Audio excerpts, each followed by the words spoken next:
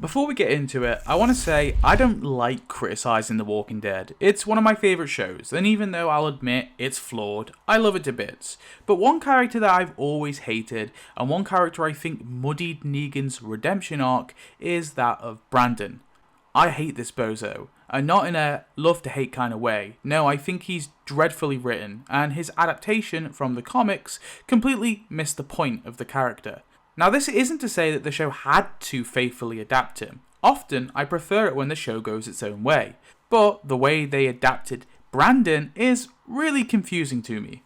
Before we talk about TV show Brandon, let's talk about comic Brandon. So, Brandon Rose, who is 15 to 17 years old, is first introduced beating on a kid named Brian, who Sophia saves by beating up Brandon and his friend. Later, to get revenge on Sophia, he smacks Carl's head with a brick and attacks Sophia, but Carl gets up from his clobbering and beats the ever-living shit out of Brandon and his friend with a shovel. This causes the boys to be in the infirmary for a while, and Brandon's parents are pissed. They even help Gregory to try and assassinate Maggie. In the comics, his parents are Tammy Rose and Morton Rose. Now yes, Tammy in the show is a little bit older and is not the mother of Brandon. Eventually, Tammy Rose is beheaded by Alpha, which causes Morton and Brandon to try and push Rick to attack the Whisperers with more force, but Rick doesn't budge. So, to try and scare Rick into his agenda, just like his son, Morton attacks a Grimes family member, that being Rick, with his friend. But Rick does the old bite the throat out move, killing Morton. So Brandon has now been left an orphan. Rick tries to make amends, but Brandon punches and attacks Rick, not accepting his apology. This angers Rick, and he's almost on the verge of choking Brandon to death when he's stopped by Michonne. Pissed at Rick, and everyone else really, Brandon sneaks into Negan's cell, proposing they warn the Whisperers in advance to wipe out Rick and his allies, hoping that both the groups will just kind of wipe each other out. Negan accepts, so Brandon steals the keys and releases him. They sneak out by blending in with a larger wagon train that is heading to the Hilltop, and Brandon retrieved Negan's jacket at the man's request. Negan almost calls off the plan, but seemingly continues to go through with it after Brandon pleads with him. Brandon gets on Negan's nerves, and he even jokes about killing the kid. And then they reach the Whisperer border. Negan marches on, but Brandon is broken by the sight of where his mother's head was placed. Negan comforts him, as Brandon expresses he wants the Whisperers dead. He wants Rick dead. Negan tells him it's okay. That's the plan. But then coldly stabs the boy in the chest, saying, or rather, that was your plan.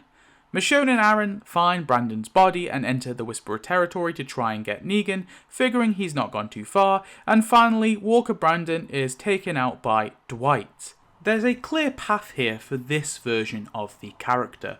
He's a typical bully who gets what he deserves, but then goes through an immense loss, and then another immense loss, and in his anger and frustration, he just wants to burn everyone down. Rick, the Whisperers, and the only person who could achieve that goal is Negan. But Negan has no use for Brandon once he's at the border, so he coldly takes him out. A simple character, sure, but a tragic one too, who has a brutal end. And yeah, I'll say it, Negan killing him still works in his redemption arc. You don't need Negan to be a goody two-shoes, morally correct saint. No, you just need Negan to realign to be Rick's ally. That's it. He doesn't have to be moral. Him killing Brandon the way he does is in character. And yes, Brandon is just a kid, sure, but Negan is only going through with what Rick thought of doing, after all. Is Negan wrong for this? Obviously, but it makes him edgier, interesting, more complex. Okay, now on to TV show Brandon. Instead of being around 15 to 17, he's more somewhere between 18 to early 20s. We find out he was the son of some saviors, and his parents were killed in all-out war. He, like many other savior orphans, were brought to Alexandria and were adopted by Alexandria residents. So just as a reference, the episode Scars is where we see a bunch of these savior kids living in Alexandria. That takes place about 7 to 8 months after Rick blew up the bridge. So Brandon has lived in Alexandria for about 6 to 7 years before he decides to leave Alexandria and follow Negan. We first see Brandon guarding Negan as he works the garden and chats to Lydia. That's however many years you've been here, huh? Negan, get back to work, sir. He's seen again after Negan intervenes in the attack on Lydia and accidentally kills Margot. Yo, Negan! What the hell's going on back here? Holy shit. Brandon is the one to bring Negan back to his cell after he kills Margot. Then off screen, Brandon saw Negan leaving Alexandria after Negan was let out of his cell by Carol. Now Carol gave Negan a deal: kill Alpha and you'll have your freedom. Brandon saw Negan escaping. He grabbed Negan's jacket from storage and also made a knockoff Lucille baseball bat for him, packing other supplies too. He then followed Negan, eventually catching up to him, revealing he's actually a Negan ally. Brandon tries to whistle as a saviour, revealing his dad told him how the saviours would whistle back and forth. Now, this dad in question is not his biological dad, rather his adopted dad, as he later says this. And then Rick Grimes comes along, kills our parents, drags us to Alexandria. So, it was his adopted dad who must have told him this. Brandon also says the following. Kills our parents, drags us to Alexandria. But, no, the sanctuary hadn't fallen yet when Rick blew up the bridge, so this wasn't Rick who dragged him to Alexandria, this was the coalition as a whole, maybe Michonne. Then Brandon says this. I heard you made him cut his own kid's hand off, then you killed him. Carl Grimes, I heard you shot him. So Brandon doesn't have an accurate view of Saviour history. They reach the Whisperer border, Negan has a close call with a walker, and Brandon reveals his knockoff Lucille and the leather jacket, telling Negan this. My dad said he never saw you without it. Now, not sure which dad he's talking about again, but I'm leaning towards the adopted dad, or it could just be something he's remembered his biological dad telling him. Brandon rates walkers on hotness, thinking it's a saviour activity, but they hear some screams for help. Negan rushes to the rescue to save a woman and her son in a bus from incoming walkers. After Negan has dispatched them, Brandon shouts, Damn! Classic Negan!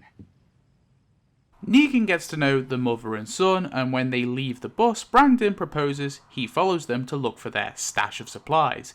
Negan's obviously like, there isn't one, and that people are a resource, but Brandon doesn't see the resource in them, and he goes to kill them. So Negan tells him it's only going to get dangerous from here, and he should go back to Alexandria.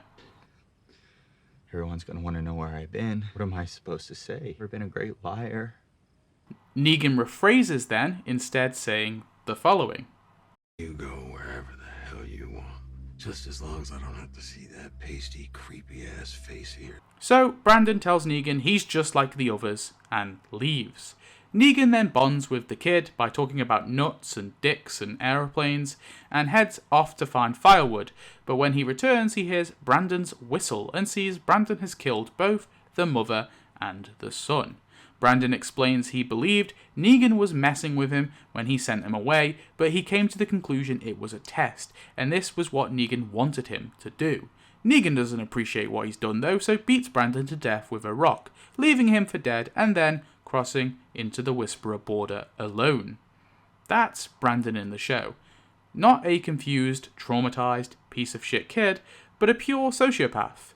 Now this could work, but it makes little sense.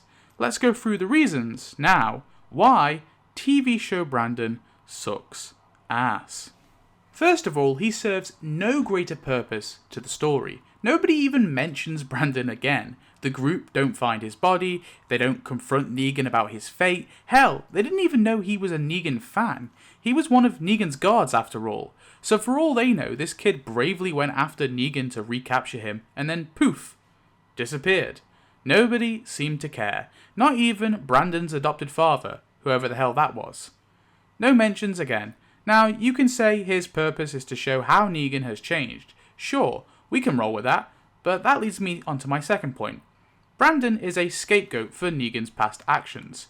Brandon believes Negan made Rick chop off Carl's arm and shot Carl in the head, and Negan is offended that Brandon fought this, saying this. I never did that. Carl was... I would never kill a kid. But the trouble is, Negan did try to kill Carl, at least once. The writers can try and retcon it as much as they want, but it happened. He also had a mass child murderer as his right-hand man, and willy-nilly fired grenades into a community that he knew had children inside. One of those children being Carl himself. So spare me. Negan was not above child murder or child deaths as collateral, at least. But maybe he's just changed when he says this. Sure, but that's not how it's framed. It's framed like child murder is a line Negan would never and has never crossed. Now admittedly, he technically didn't himself kill any kids, but he was close to it. This leads to Negan finding that Brandon had killed Milo, and to show the audience that he's bad but not that bad, he beats Brandon to death. But let's just acknowledge the implication here. Brandon was a child during the Savior War, a literal kid. He was brainwashed by Negan's cult, and the loss of his parents and his forced integration into Alexandria made him the way he is. Now, Brandon isn't a kid, sure, but he's at most in his early 20s. To someone of Negan's age, is there really going to be much difference between a 17-year-old and a 21-year-old? I don't think so. And this is someone Negan is indirectly responsible for creating. Now, him killing a sociopathic Brandon who was brainwashed in savior cult mentality is fine. I'd like this angle. But the issue is they never addressed that. They never addressed that Negan kind of made this guy. It's just treated like Brandon was one of the bad ones, but Negan is far worse in many ways. All in all, this just scapegoats Brandon, washing Negan clean of his crimes. And when I say crimes, I don't mean like Glenn and Abraham's deaths, I mean the fact that he tried to kill Carl. This was the writers retconning that, I guess. Third of all, why I hate Brandon. Him being this sociopath and being a Negan stan has zero setup and comes out of nowhere. Previously, we've seen him guarding Negan, and he does call him Sir once, but that in no way is a hint or foreshadowing that he's a Negan ally. That's a dorky kid not knowing how to address him. But suddenly, he's just this big fan of Negan. Where's the setup for this character? Why does he defect Alexandria just for this dude he doesn't even really know? Why didn't he try and break out Negan sooner if he's really that big of a fan of his? He was literally one of his fucking guards after all. His motivation is just confusing. That leads me on to my fourth point. He doesn't even break Negan out of his cell. Carol does it off screen. Now I take issue with Carol being the one who broke him out too. It robs Negan of his agency. It also makes Carol unlikable. She had this grand plan all along, but was still recklessly setting off dynamite in caves and endangering her friends' lives in pursuit of revenge. Even though, like I said, her plan was in motion. But yeah, Brandon wasn't even that guy. But it gets better. So remember in the comics, Negan and Brandon leave via blending in with a large trail of wagons leaving Alexandria for the Hilltop. Well, I guess in the show, Carol must have just let Negan out and he climbed the wall without anyone noticing. Well, no, not nobody, because the one person who happened to spot Negan escaping Alexandria was Brandon, who is also the one dude in Alexandria who was a Negan stan. I mean, what are the fucking chances? And no, Carol couldn't have helped Negan escape Alexandria because Brandon followed him and asks Negan how he got out. So this dipshit saw Negan escape, quickly then broke into his storage to get Negan's jacket, then made a knockoff Lucille, escaped Alexandria himself, and somehow managed to track Negan down. Bear in mind, too, we get no indication this kid can track, so maybe he just did a Gendry Baratheon and just ran and kept running until he found him. I don't even know. It's ludicrous when you break it all down, is what I'm trying to say. Fifth point, Brandon's history knowledge is so bad it's implausible. Okay, so remember I said Brandon was in that wave of kids that joined Alexandria after Rick disappeared. So he'd been living in the community for 6 to 7 years by this point. So how does he seem to think that Negan chopped off Carl's hand and shoot him in the head? Did his adopted dad just make up bullshit? But even if we say that Brandon's dad was also a Negan stan, this still doesn't make sense. Carl is the son of the former leader of the community. He's not some random fucking extra. He's even the adopted son, essentially, of the head of security, Michonne. There is zero chance that Brandon got this information this badly wrong? Who did he hear this off? The only thing that explains this is Alexandria's school system must be even worse than the American educational system today. Sixth point. Brandon seems to think that Negan is playing some sort of 8D chess. Now, I'm not going to go into huge detail, but for me, this is just contrived as hell. Negan is pretty clear that we don't kill kids, yet Brandon believes we do. I don't know how to explain it. His reasoning makes no sense to me. Yeah, is he a sociopath? Sure, but it just is too contrived for me to accept it. Seventh point. No disrespect to the actor, it's possible this is also the fault of a director and maybe even the writer, but his performance is wonky. Eighth point. They already had a perfect character to take Brandon's place. His name is Gage. Yeah, Gage lost both of his friends to Alpha, he attacks Lydia. What I think would have been better is to actually have Gage and Negan's fate be tied. Gage is worried he's going to spend time behind bars for beating up Lydia, and Negan might be executed for killing Margot, so Gage lets Negan out, panicked, scared, worried. They leave together, surviving for a bit. Knowing there is nowhere they can go, and after surviving out there gets hard, Gage wants to go back, beg for forgiveness. Negan, though, has another plan, join the enemy. Gage is reluctant, of course. He's worried, he's scared. He doesn't trust the Whisperers, and seeing that he's just a loose end, Negan stabs and kills him. Is this a perfect fix? No, but it has setup. It makes sense why Gage would do this, and it falls into Negan's pre-established character. Now yes, would Negan technically be killing a kid here? I think so. But so what? That's just damn classic Negan. Ninth point. It's better in the comics. So after comparing the two and breaking down the flaws in the TV show Brandon, I hope you see why Brandon Rose is leagues above the wannabe Brandon from the TV show. He's not a groundbreaking complex character or anything, he's simple, but he works. Brandon in the show is a messy, convoluted character they shoehorned in for no real reason. Would anything really be lost if Negan just went straight from Alexandria to the Whisperer border and entered? Did we need Brandon? Did we need Negan bonding over slapping nuts with some child? No, I don't think so. Not really. They had time to do this, but they seemingly had no time for a Negan beta fight. What the hell, Angela?